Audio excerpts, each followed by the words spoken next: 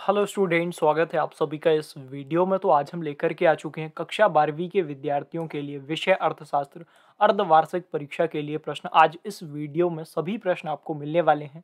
अर्धवार्षिक परीक्षा में 3 घंटे का समय आपको मिलने वाला है और यहाँ पर निर्देश दिए गए हैं, इनको सभी छात्र ध्यान से पढ़ लीजिए। इसके बाद देखिए, सबसे पहला प्रश्न यहाँ से शुरू हो जाता है। वस्तुनिष्ठ प्रश्न सबसे पहले दिए गए हैं, 1 अंक का एक प्रश्न रहने वाला है। तो सबसे पहला प्रश्न देखिए, व्यष्टि अर्थशास्त्र का अर्थ है। तो इस प्रश्न में आपको व्यष्टि अर्थशास्त्र का अर्थ बताना है और इनके जो आंसर हैं, आंसर के लिए नेक्स्ट वीडियो अपलोड किया जाएगा। इस वीडियो में सिर्फ और सिर्फ क्वेश्चन हम देखने वाले हैं। नेक्स्ट वीडियो में आपको सभी प्रश्नों के उत्तर मिल जाएंगे। तो पहला प्रश्न हो गया। इसके बाद दूसरा प्रश्न है, व्यष्टि अर्थशास्त्र तथा समष्टि अर्थशास्त्र दोनों है, तो आपको बताना है इस प्रश्न में। इसके बाद तीसरा प्रश्न यहाँ पे दिया गया है, निम्नलिखित में से किस अर्थव्यवस्था में सामाजिक हित एवं कल्याण को महत्व दिया जाता है। ये आपका तीसरा प्रश्न हो गया। इसके बाद चौथा प्रश्न देखिए, उत्पादन प्रारंभ होने से पहले निम्न में से कौन सी लागत पाई जाती है। ये आपका चौथा प्रश्न हो गया। इसके बाद पांचवा प्रश्न यहाँ पे दिया गया है, निम्न में से कौन सा स्थिर लागत का उदाहरण नहीं है। तो इस प्रश्न में आपको बताना है कि निम्न में से कौन सा स्थिर लागत का उदाहरण नहीं है। इसके बाद बच्चों छठवां प्रश्न देखिए, यहाँ पे दिया गया है, मुद्रा का प्राथमिक कार्य है। तो मुद्रा का प्राथमिक कार्य क्या है वो आपको यहाँ पे बताना है। इसके बाद आगे बढ़ते हैं। दूसरा प्रश्न देखिए, यहाँ से शुरू हो जाता है। दूसरा प्रश्न आपका है, रिक्त स्थानों की पूर्ति कीजिए। एक प्रश्न 1 अंक का है। फिल इन दी ब्लैंक्स यहाँ पे आ चुके हैं, रिक्त स्थान। तो सबसे पहला प्रश्न है, मुद्रा वह देखिए यहाँ पे धुरी है जिसके खालिस्तान अर्थ विज्ञान केंद्रित है। इसके बाद दूसरा प्रश्न है, यहाँ पे खालिस्तान का आशय किसी वस्तु की ऐसी कीमत निर्धारित करना है जो संतुलन में रहती है।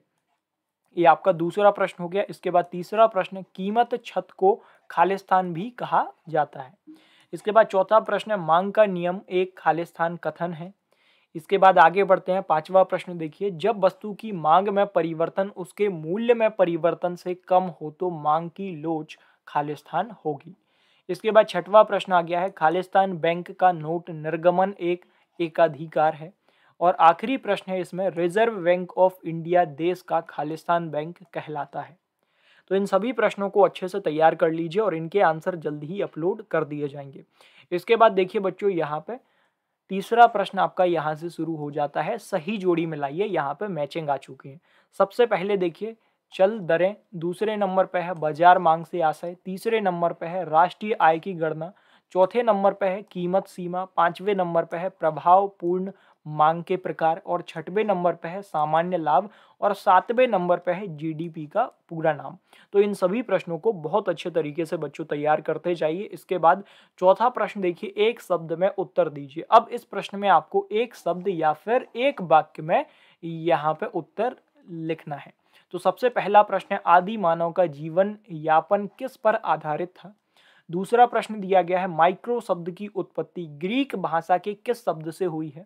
तो इस प्रश्न में आपको बताना है कि माइक्रो जो शब्द है, इस शब्द की उत्पत्ति किस ग्रीक भाषा के शब्द से हुई है।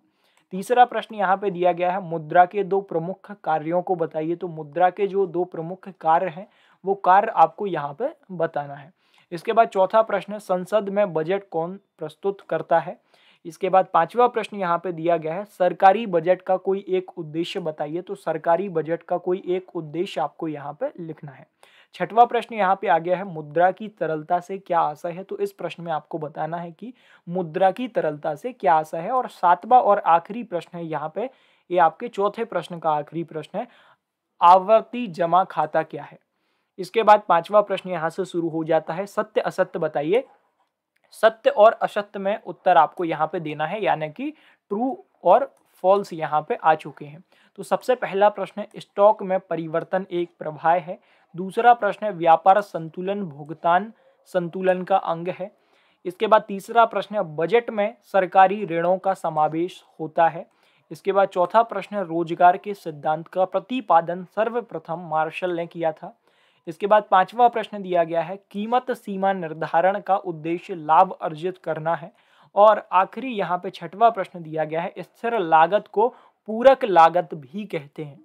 तो इन सभी प्रश्नों को अच्छे से तैयार कर लीजिए। यहाँ तक अपन ने सभी ऑब्जेक्टिव टाइप क्वेश्चन देख लिए। इसके बाद बच्चों आगे बढ़ते हैं, यहाँ से छठवां प्रश्न आपका शुरू हो जाता है, अवसर लागत किसे कहते हैं। तो इस प्रश्न में आपको बताना है कि अवसर लागत किसे कहते हैं। और वीडियो में आगे बढ़ने से पहले सभी छात्र पीडीएफ को डाउनलोड कर लीजिए। आप सभी स्टूडेंट्स के रेगुलर पीडीएफ के लिए कमेंट्स आ रहे थे कि सर वीडियो के साथ में पीडीएफ भी प्रोवाइड कराते हुए चलिए, तो फाइनली पीडीएफ अपडेट कर दिए गए हैं। पीडीएफ किस तरीके से डाउनलोड करना है, पूरी प्रोसेस लाइव में आपको यहाँ पे बताने वाला हूँ। पीडीएफ डाउनलोड करने के लिए किसी भी ब्राउज़र को ओपन करना, गूगल में जाना, यहाँ पे माय स्टडी जानकारी लिखना। जी हाँ स्टूडेंट्स, इस तरीके से माय स्टडी जानकारी लिखना, सर्च करना, फर्स्ट लिंक जो आपके सामने आएगी इस पर क्लिक करके ऑफिशियल वेबसाइट को ओपन कर लेना। अब यहाँ पे देखिए class 12th half yearly paper, इसके सामने क्लिक हेयर का जो बटन है इस पर क्लिक करना। अब देखिए क्लास 12th का मेन पेज आपके सामने ओपन हो गया। अब क्लास 12th की सभी सब्जेक्ट की लिंक आपको यहाँ पे मिल जाएंगी। तो क्लास 12th अपन को डाउनलोड करना है अर्थशास्त्र का, यानी कि इकोनॉमिक्स का। तो class 12th economics half yearly paper, यहाँ पे क्लिक हेयर का जो बटन है इस पर क्लिक करेंगे। अब देखिए कक्षा 12वीं अर्थशास्त्र अर्धवार्षिक पेपर 2021। अब यहाँ पे इकोनॉमिक्स का मेन पेज ओपन हो गया। अब नीचे आपको जाना और यहाँ पे जो टेबल आपको बनी हुई दिख रही है, इस टेबल के जस्ट ऊपर येलो कलर से डाउनलोड बटन बना हुआ आपको दिख जाएगा, क्लास 12th अर्थशास्त्र अर्धवार्षिक पेपर, क्लिक हियर टू डाउनलोड। आप इस पर जैसे क्लिक करेंगे आप इजीली इस पीडीएफ को डाउनलोड कर पाएंगे। इसके बाद देखिए बच्चों सातवां प्रश्न आ गया है, उपयोगिता विश्लेषण की विधियों के बारे में संक्षेप में बताइए। तो उपयोगिता विश्लेषण की जो विधि है उनके बारे में संक्षेप में आपको यहाँ पर बताना है। इसके बाद आठवां प्रश्न है, आय प्रभाव को समझाइए। आय प्रभाव को यहाँ पे आपको समझाना है, एक्सप्लेन करना है। इसके बाद आगे बढ़ते हैं, नौवां प्रश्न यहाँ पे दिया गया है, दीर्घकालीन उत्पादन फलन से क्या आशय है। ये आपका नौवां प्रश्न हो गया। इसके बाद 10वां प्रश्न है, फर्म को संतुलन ज्ञात करने की कुल आगम तथा कुल लागत विधि तथा सीमांत आगम व सीमांत लागत विधि का तुलनात्मक विवेचन कीजिए। ये आपका 10वां प्रश्न हो गया। इसके बाद 11वां प्रश्न दिया गया है, मुद्रा के दो सहायक कार्य लिखिए। तो मुद्रा के जो दो सहायक कार्य हैं वो आपको यहाँ पे लिख देना है। इसके बाद आगे बढ़ते हैं, 12वां प्रश्न देखिए, राष्ट्रीय आय की गणना की उत्पादन विधि को स्पष्ट रूप में समझाइए। तो राष्ट्रीय आय की गणना की जो उत्पादन विधि है वो उसको यहाँ पे स्पष्ट रूप में एक्सप्लेन करना है, यानी कि समझाना है। इसके बाद बच्चों आगे बढ़ते हैं, 13वां प्रश्न देखिए, केंद्रीय बैंक की परिभाषा दीजिए। केंद्रीय बैंक की आपको यानी कि सेंट्रल बैंक की परिभाषा देना है, इसको भी अच्छे से तैयार कीजिए। इसके बाद 14वां प्रश्न है, उपयोगिता विश्लेषण की विधियों के बारे में संक्षेप में बताइए। तो उपयोगिता विश्लेषण की जो विधि है उनके बारे में संक्षेप में यानी कि डिटेल में एक्सप्लेन करना है।